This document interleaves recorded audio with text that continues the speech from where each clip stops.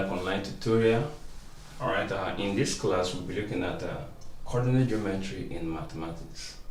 And the question reads that show that lines 2y plus 5x equals 9 and 10y equals 4x plus 45 are perpendicular to each other. Please, if you're new to my channel or my Facebook page, please try to subscribe, to like my page, and to ensure that you share with others. Okay, thank you. All right, now let's get started. Now, first of all, let us recognize that lines or equation of any straight line is given with this, that y equals what? Mx plus what? C. What does this imply? That we have lines this way, we have y here, we have x here, and this is the positive y, the negative y, positive x, and negative x. Now we know that when we plot a graph of y against x, which is a straight line, now it can either be this form from the origin, okay, or it could be like this or like this. All right, okay. Now at this point, and this point we'll be looking at now. Now take note, this one here, you have that y equals what? Mx plus c. Okay, this is y equals what? Mx, and this is y equals what? Mx minus c. Now, why the difference? Now at this point, y equals to mx. Now that's because the line starts from what? Origin 0. Okay, now it implies here that point y plotted against x now give us a gradient of m and an intercept of c, and this intercept always falls at either the y-axis or the negative y-axis. That is the positive y-axis or the negative y-axis.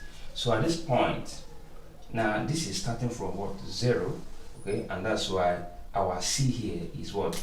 0. Now at this point, the line intercept at positive y, and that's why you are having plus c.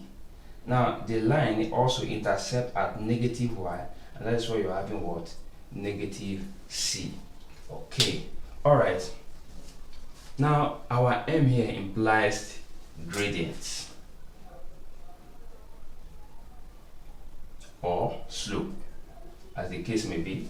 All right, so the first thing for us is to transform this equation to this type. Okay, now from this we have what? 2y plus 5x equals what? 9. But before we do this, now let me remind you of something. Now for lines which are perpendicular to each other, it implies that the product of their gradient or slope will be equal to -1. Okay, this is for perpendicular lines. And for parallel lines, we have that m1 will be equal to what? M2. Okay, which also implies that the sum of their slope, the difference of their slope rather, will be equal to what? 0. Okay, now these are the equations we'll probably be employing here. Now let us now transform this equation into this, and from here let us take 5x plus 5x over to the right hand side. Here you have 2y equals negative 5x plus 9, right? Now divide both sides by 2, so this will give us that y equals minus 5x all over 2 plus what? 9 all over 2. Okay, So we take this as slope 1, so our slope 1 equals minus 5 all over what? 2. Now, since we are told to show, it implies that the product of whatever we have for the two lines must be equals what? Minus 1.